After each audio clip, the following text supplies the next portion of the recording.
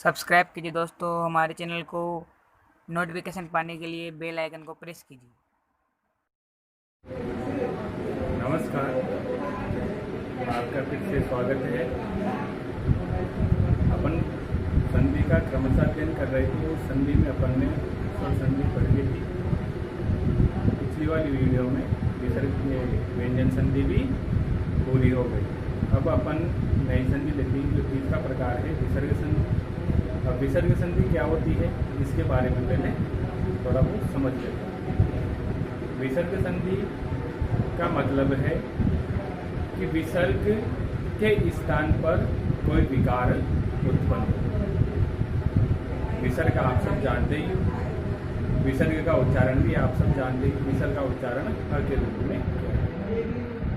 अब आप देखो यहाँ पर विसर्ग के स्थान पर होगा, कहाँ पर होगा? विसर्ग के स्थान। जैसे कोई शब्द है, उसके पीछे विसर्ग है, विसर्ग आगे हो और उसके बाद में कोई या तो स्वर हो या व्यंजन हो। ये हो सकता है स्वर या व्यंजन।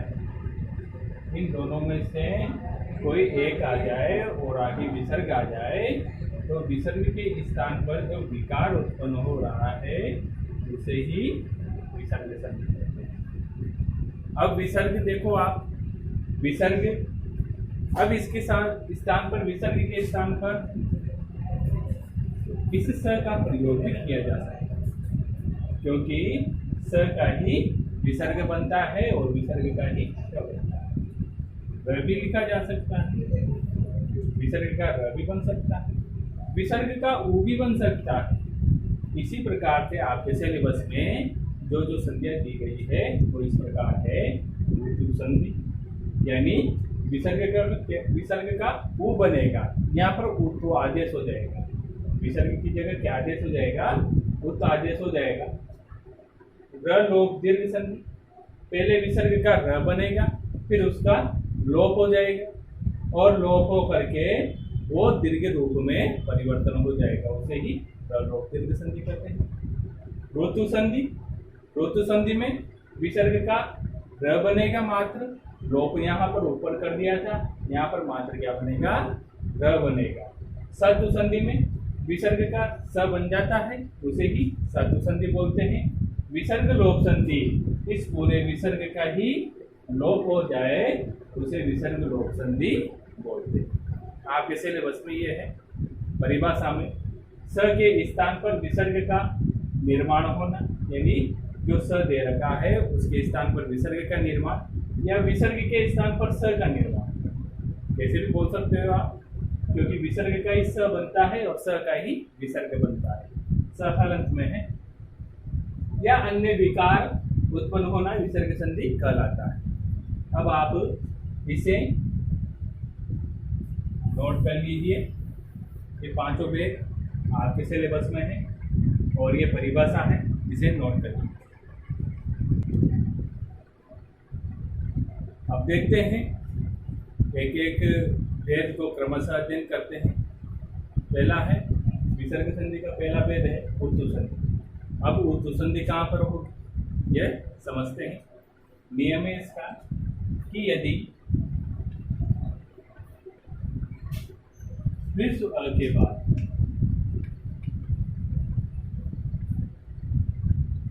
आप इसे ऐसे भी लिख सकते हैं, यदि विसर्ग के बाद, विसर्ग के पहले विश्व अ हो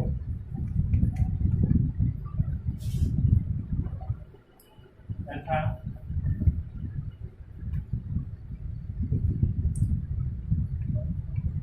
विसर्ग के बाद भी अ हो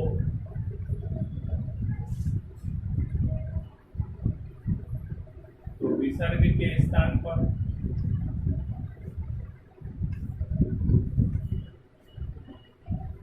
उ आदेश हो जाता है। ये छोटा वाला वो होगा, उ आदेश हो जाता है।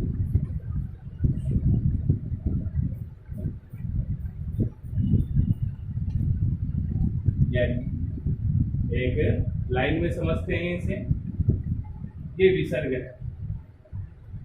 अब इस जो विसर्ग लगी हुई है, जिस शब्द के विसर्ग लगी हुई है, उस शब्द का अंतिम वर्ण होना चाहिए। क्या होना चाहिए? अगर विसर्ग के पहले आया है, स्वर आया है और प्लस में इसके बाद आ जाए, यही दे रखा है इस पूरी परिभाषा में कि अगर विसर्ग के पहले हो और विसर्ग के बाद में भी हो तो विसर्ग के स्थान पर उ आदेश हो जाएगा। विसर्ग के स्थान पर होगा ये और ये जैसा वैसा रहेगा। अब इसके बाद में क्या होता है, अपन ने व्यंजन संधि भी पढ़ी है और स्वर संधि भी पढ़ी है। अब देखो यहाँ पर स्वर संधि की कंडीशन आ गई, आगे है पीछे उ है, ये और उ, पहले ये दोनों मिलकर के एक संधि का निर्माण करेगी जिसका नाम है गुण संधि। यहाँ पर देखो गुण संधि बनेगी दोनों की, प्लस उ की गुण संधि, क्योंकि विसर्ग की जगह क्या बना, उ बन गया। अब उ बनते ही यहाँ पर गुण संधि बनेगी और गुण संधि बन करके ये दोनों मिल करके क्या हो जाएंगे, वो हो जाएंगे। अब देखो यहाँ पर पहले विसर्ग संधि हुई, विसर्ग में भी उत्तु संधि हुई, उत्तु संधि के बाद में गुण संधि हो गई और गुण संधि के बाद में अभी पीछे है, पीछे भी है। तो यहाँ पर देखो जो आगे वाला पद है वो शब्द रूप में बन जाएगा ऑटोमेटिक। जैसे आगे ये रामा, पीछे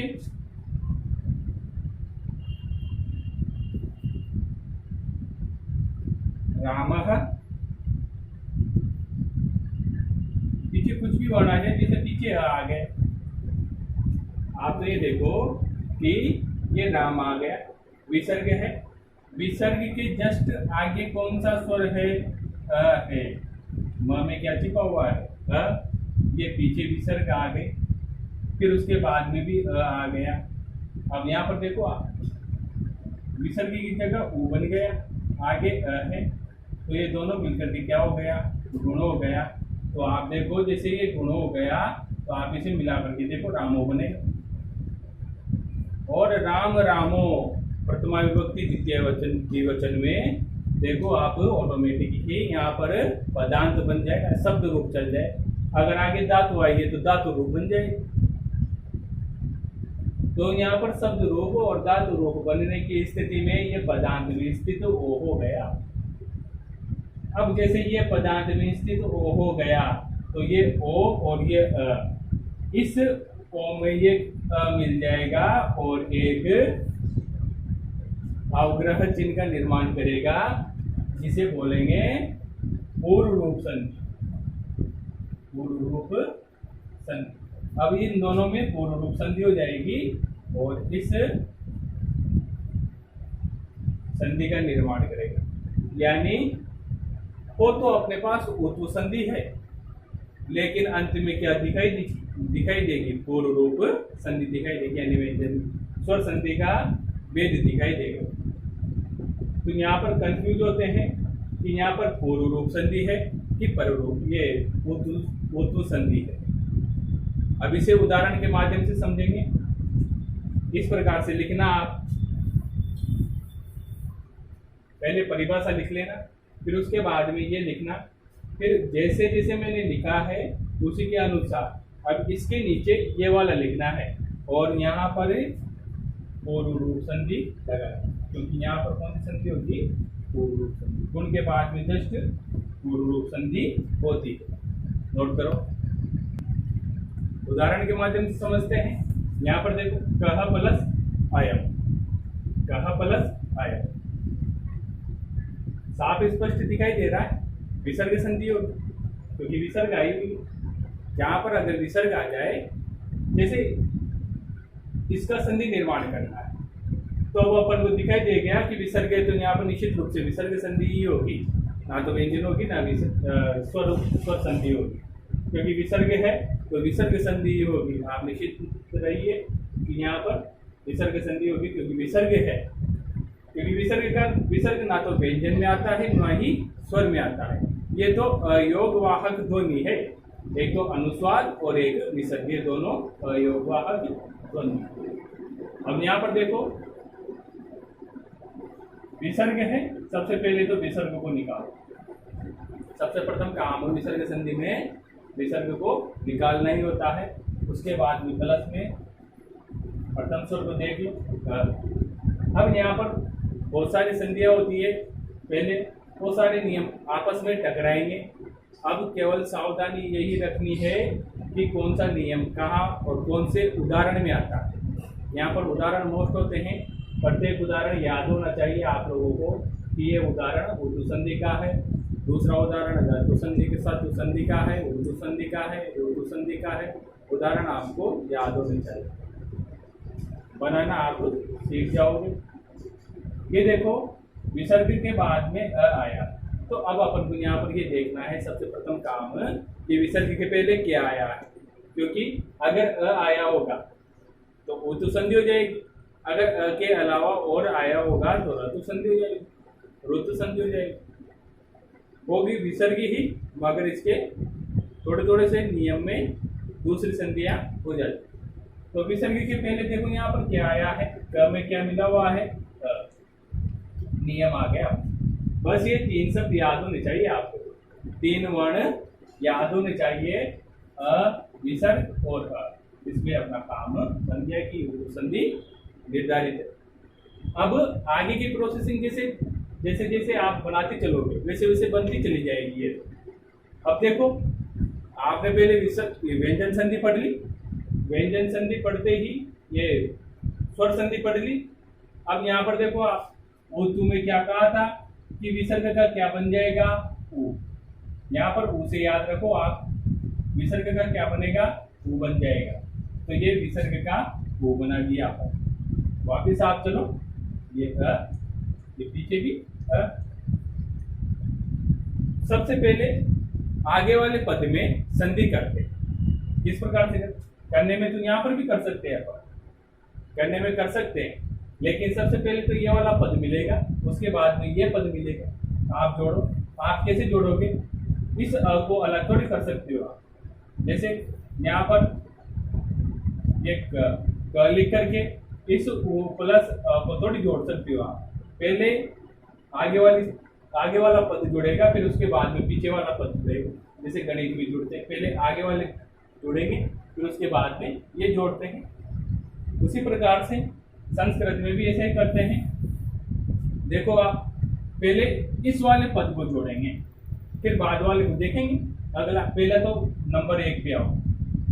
अब ये देखो यहाँ पर अपन ने स्वर संधि पढ़ी, तब कहा था कि अ आगे बाद में अगर उ ई बी री आ जाए तो वहां पर गुण एकादेश हो जाता है। और एकादेश का मतलब है दोनों वर्णों के स्थान पर, यहाँ तो विसर्ग के स्थान पर ही हो रहा है और यहाँ पर दोनों वर्णों के स्थान पर एकादेश होगा। तो यहाँ पर अब इसमें देखो आप यहाँ पर समझने की दृष्टि से गुण लिख देना, तो यहाँ पर आपको पता चले कि भाई यहाँ पर गुण संधि हो रही है। दोनों के स्थान पर एक वर्ण आदेश होगा और उ की स्थान पर आदेश होता है ओ, छोटा वाला, ये गुण होता है। आगे बनाते चले जाओ,